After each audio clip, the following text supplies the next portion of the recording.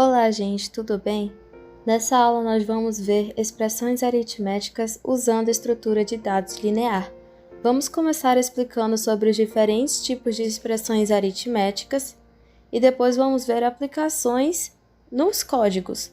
Nós temos funções do tipo apagar, imprimir e até mesmo converter de um tipo de expressão para outro tipo. Por isso, nós dividimos essa aula em 9 partes. Então vamos começar. A representação de expressões aritméticas é um aspecto importante quando se trabalha com programação e cálculos matemáticos.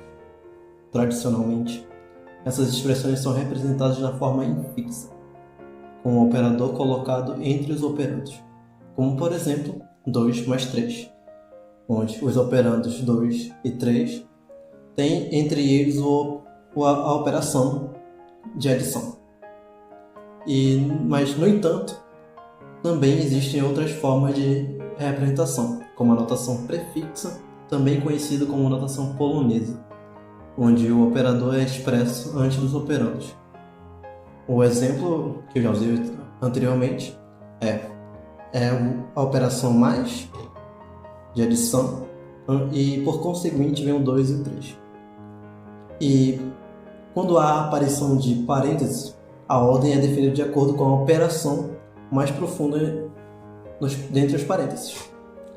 Como, por exemplo, entre parênteses, 5 mais 3 e fora dos parênteses, vezes 2.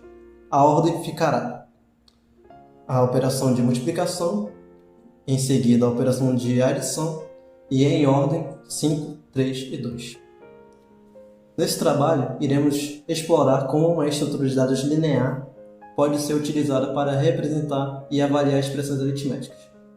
O objetivo principal é analisar como podemos armazenar e manipular essas expressões utilizando uma estrutura de dados adequada.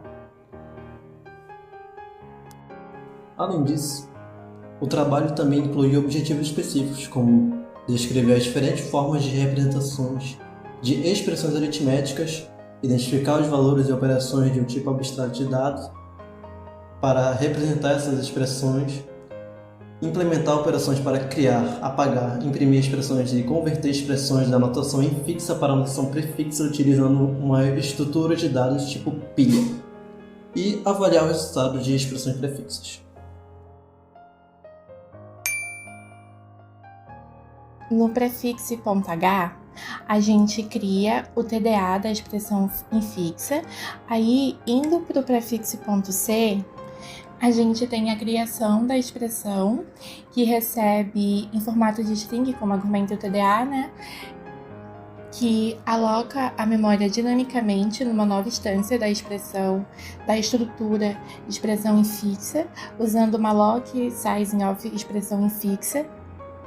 Aí ele verifica se a alocação da memória foi bem sucedida, com nova expressão, se foi igual a null, aqui como a gente vê no código.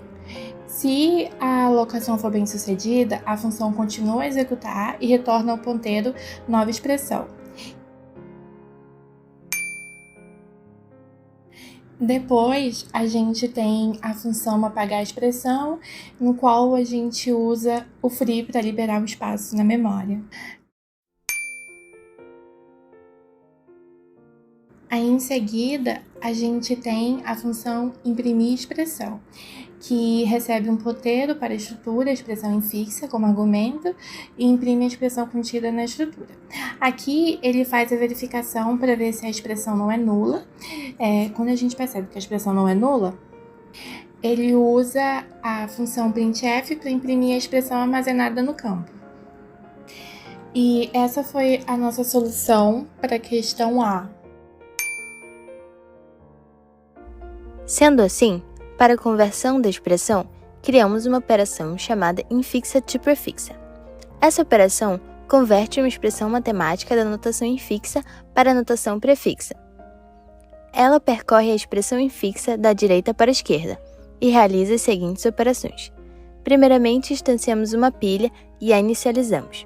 Depois temos um loop for. O loop percorre a expressão infixa da direita para a esquerda, começando pelo último caractere e indo até o primeiro. Depois, temos a variável c, armazenando o caractere atual da expressão infixa. Após isso, temos uma condição. Ela verifica se o caractere atual é um espaço em branco ou uma nova linha. Se sim, ele é ignorado e o loop continua para o próximo caractere. Após isso, temos uma próxima condição. Essa condição verifica se o caractere atual é um operador. Se o caractere atual for um operador, este bloco de código é executado. Primeiramente, verifica se a pilha não está vazia e se o operador no topo da pilha tem uma precedência maior do que o operador atual. Enquanto essa condição for verdadeira, desempilhe o operador do topo da pilha e adicione ao array prefixa, seguido de um espaço em branco. Em seguida, empilhe o operador atual na pilha.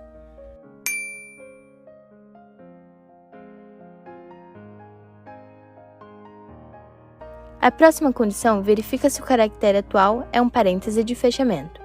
Se for um parêntese de fechamento, ele é empilhado na pilha.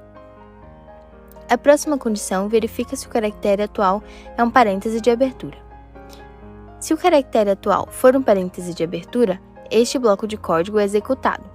Verifica se a pilha não está vazia e se o operador no topo da pilha é um parêntese de fechamento. Enquanto essa condição for verdadeira, desempilhe o operador do topo da pilha e o adicione ao array prefixa, seguida de um espaço em branco. Por fim, verifica se a pilha não está vazia e se o operador no topo da pilha é um parêntese de fechamento.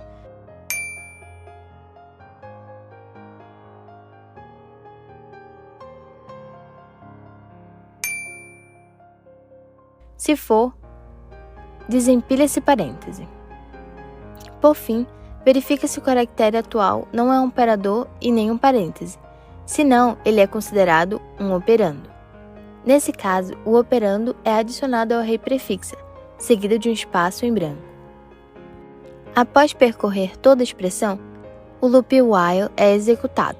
Esse loop é usado para desempilhar os operadores restantes da pilha e adicioná-los ao array prefixa, seguidos de espaços em brancos. A próxima linha adiciona um caractere nulo ao final do array prefixa para indicar o término da string. O último while é utilizado para inverter a string prefixa, trocando o primeiro caractere com o último, o segundo com o penúltimo e assim por diante, até alcançar o meio da string. Isso ocorre para a obtenção da notação prefixa correta, uma vez que a conversão anterior foi feita da direita para a esquerda. Primeiramente, temos a declaração de uma variável do tipo pilha, para representar uma pilha. Depois, calcula o tamanho da string prefixa. Inicializa a pilha com um tamanho igual ao tamanho da string prefixa. Após isso, temos o loop for. O loop percorre a string prefixa de trás para frente, começando pelo último caractere e indo até o primeiro.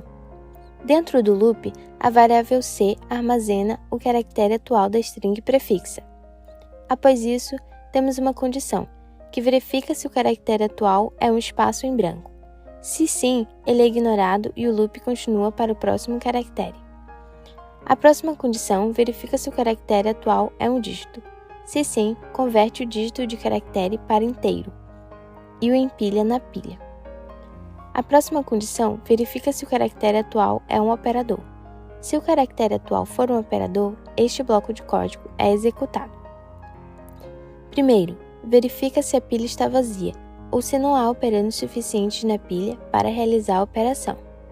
Segundo, se a condição for verdadeira, imprime uma mensagem de erro e encerra o programa. Terceiro, desempilha 2 operandos da pilha. Quarto, executa a operação correspondente ao operador encontrado, adição, subtração, multiplicação ou divisão. Empilhe o resultado da operação de volta na pilha. A última condição verifica se a pilha está vazia. Se sim, imprime uma mensagem de erro indicando que a pilha está vazia e encerra o programa com falha. Se não, retorna o valor resultante da expressão após a avaliação.